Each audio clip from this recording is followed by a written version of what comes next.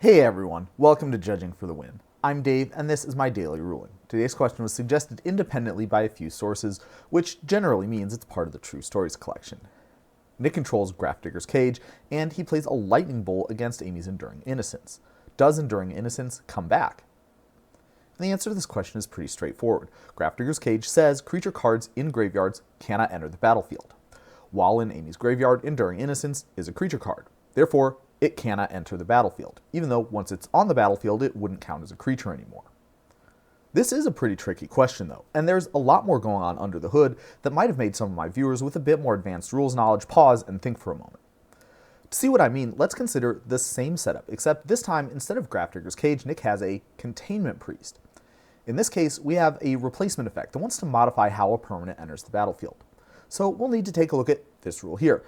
In case anyone's wondering why we didn't need this rule, or actually the analogous rule covering can't enter the battlefield effects with the Grafdigger's cage example, I have an in-depth explanation for that in my video about Grist the Hungertide versus Grafdigger's cage. So you can check that out if you'd like some more information.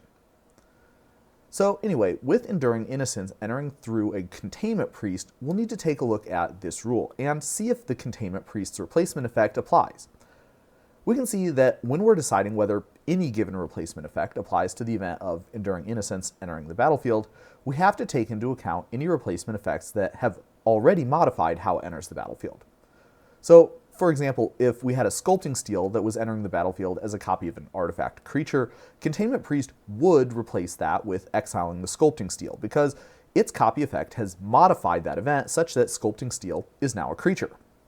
But that's not relevant to what's happening in the Enduring Innocence example, because the thing that makes Enduring Innocence into a non-creature enchantment is not a replacement effect. So let's keep reading. We also take into account continuous effects from the permanent's own static abilities that would apply to it once it's on the battlefield. A famous example of this is that Containment Priest can stop a Heliod from entering, but only if your devotion is too high. Otherwise, Heliod's own static ability will generate a continuous effect that makes Heliod not be a creature. So if your devotion is below the threshold, Containment Priest won't apply to it. Another well-known fact, straight from the Judge Vault, is that this check gets made immediately before Heliod is actually on the battlefield. So the 1 white mana in Heliod's own mana cost will not contribute towards your devotion total. Unfortunately, this too is irrelevant to the Enduring Innocence scenario because the continuous effect that makes it not be a creature is set up by the triggered ability that returns Enduring Innocence to the battlefield, not from one of its own static abilities.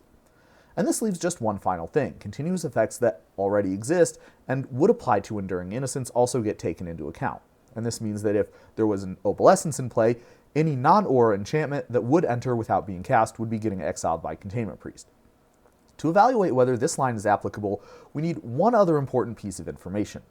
The triggered ability from the Enduring Innocence puts it onto the battlefield and creates an effect that says it's an enchantment. According to this rule, that continuous effect applies simultaneously with the Enduring Innocence entering the battlefield. There's just one problem.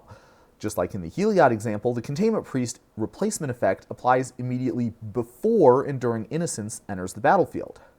And that means that the effect making Enduring Innocence not be a creature does not already exist at that time. Accordingly, like the Grafdigger's cage, the Containment Priest will also stop the Enduring Innocence from entering the battlefield. Now, if the Grafdigger's cage example surprised some of you, I'm sure the Containment Priest one surprised even more, because it just seems, based on how those other related rulings I covered work, that it should work the same way. Magic is weird sometimes. And that's all I have for you today. How did you do? Join me again next time for another daily ruling. Until then, I hope you have a great day.